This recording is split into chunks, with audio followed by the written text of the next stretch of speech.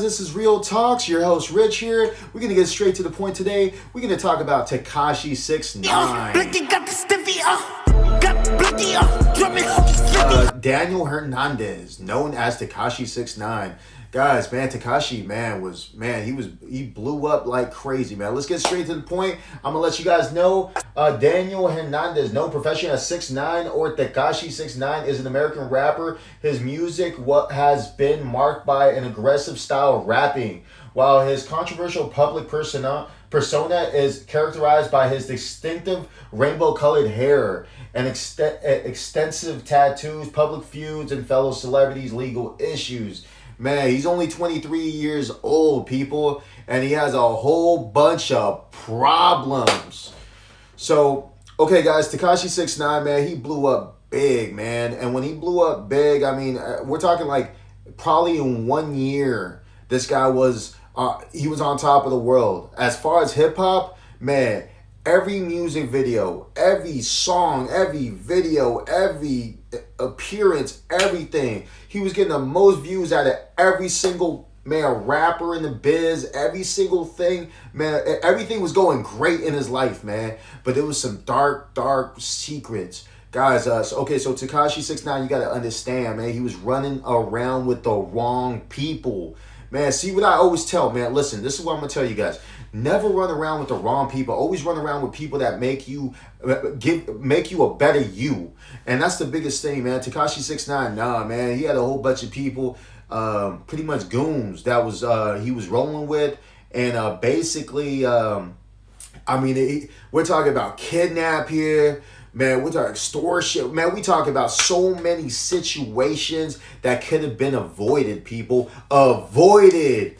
And you know what, man? Tekashi 6ix9ine, man, I'm not gonna lie, the music was, man, it was banging. Like, you listen to it, you'd be like, you really just want to get hyped up with it. Just like, But the thing is, guys, it was short-lived. And you have to understand something. Like, this guy was, man, he was blowing up. He was made records was, everything was selling.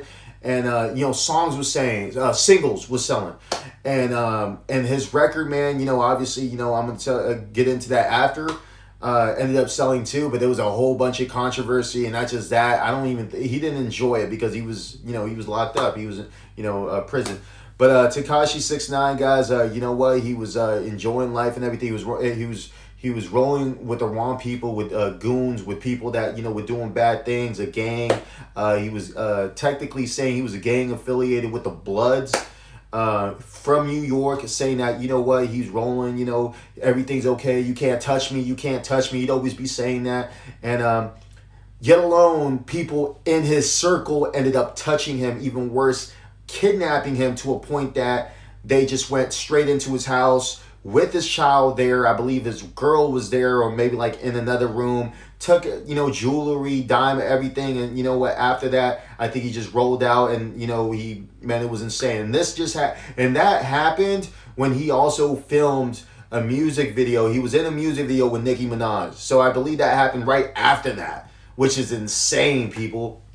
It really just makes you think like, wow, man, like, you could be doing really good. You could be pushing for success and making all these big hits and everything. And then people around you just kind of going, I'm coming for you. I'm coming for you. Now, people, I want you to understand something. Tekashi 6ix9ine, he was blowing up. He was blowing up in English rap. He was also blowing up as a reggaeton artist too, because people, in the Spanish industry were going, man, we got to get this guy. We got to, put this guy in the videos, because this guy, man, he's getting all the views. He's on top and everything, people. So next thing you know, man, Tekashi 6ix9ine, he get kidnapped, and a whole bunch of situations start happening. And, I'm watching all the interviews, and he's talking on the Breakfast Club and just talking about, all these things that are starting to happen around him, people. Like, what, man, it took someone in my circle to, kind of touch me and everything, and get within the whole situation. And, he was running around with a whole bunch of people he shouldn't have ran around with, man. Like crazy, like dangerous people. We're talking about guys that were robbing, man, they was kidnapping, man, I believe even murdered. I mean, we even talked about murder situations here.